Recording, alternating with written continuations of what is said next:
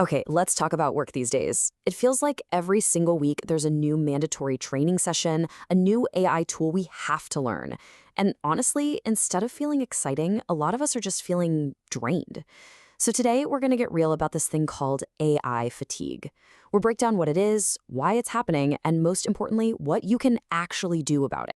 So, I gotta ask, does that constant race to keep up with AI feel more exhausting than inspiring? If you're sitting there nodding along, trust me, you are in very good company. That feeling of being totally overwhelmed is becoming the new normal for so many people. And look, this isn't just a hunch or a feeling. We've got the data to back it up. A study from Quantum Workplace found something pretty shocking. Employees who are using AI all the time are reporting a 45% higher rate of burnout.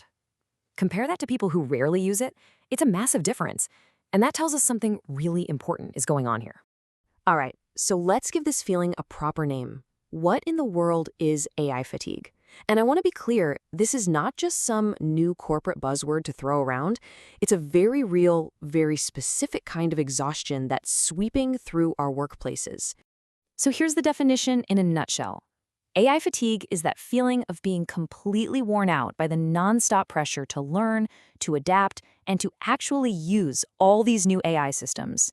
It's the mental weight of always being in learning mode when it feels like there's no finish line in sight.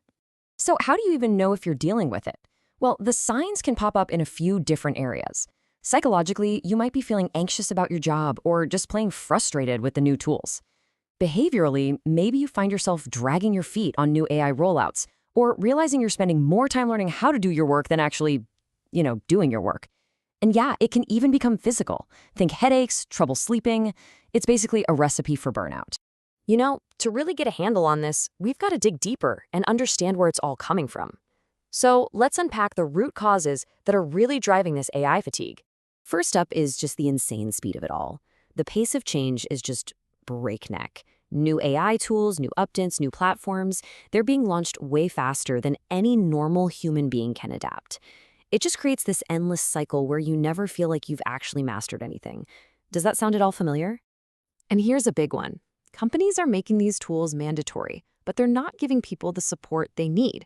You get an email saying, hey, everyone has to use this new AI now, but there's no real training, no resources to help you figure out how to make it work for you. And this right here really shows the disconnect. Research from Wiley found that a whopping 75% of employees just don't feel confident using AI. So you've got this huge gap between the excitement from the leadership team and how prepared the actual workforce feels on the ground. And bubbling under all of this, there's a very real, very human fear, job security. For a lot of us, the pressure to learn AI isn't really about being more productive, it's about survival. It's that voice in the back of your head wondering, if I don't master this, will my job even exist in a few years?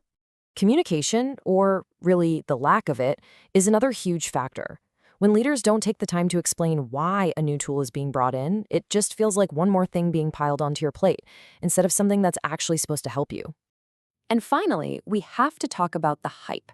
I mean, we're constantly hearing about how AI is this magic bullet that's going to transform everything overnight, but when the reality of the tools doesn't match those huge promises, it just leads to disappointment and more confusion, which, you guessed it, adds to the fatigue. So we've talked about the causes, but what's the actual impact at work? Because this isn't just a personal problem. It has real, measurable consequences for the whole workplace. Okay, get ready for this number. Nearly 80%, according to Upwork, that's how many generative AI users say it has added to their workload. Think about that. The tool that's supposed to make us more efficient is actually making things harder for a huge number of people. And the fallout just keeps spreading. Employee morale takes a nosedive, burnout rates go through the roof, and when everyone is mentally exhausted just trying to keep their head above water, where's the energy for creativity, for innovation? It's just gone. All right, enough about the problem. Let's talk about the solution. Because the good news is, you are not powerless here. We're going to walk through 5 practical, tangible steps you can take to fight back against this fatigue and get some control back. So let's break these down. First, prioritize.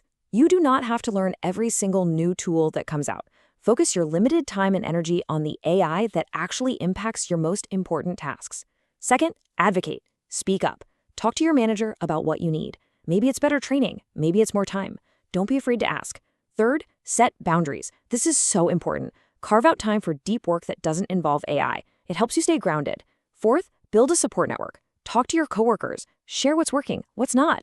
Just knowing you're not alone can make a world of difference. And finally, number 5, be practical. Forget about trying to understand all of AI. Just focus on using it to solve a real problem you have right now, today. And that's really the goal here, isn't it? It's about a shift in perspective. When you take these steps, you can start to turn AI from this huge source of stress into what it was always supposed to be, a powerful tool for your own growth. It all starts with just one small change. So, as we finish up, I want to leave you with this question. Looking at those 5 steps, which one are you going to take first to start getting some of that control back?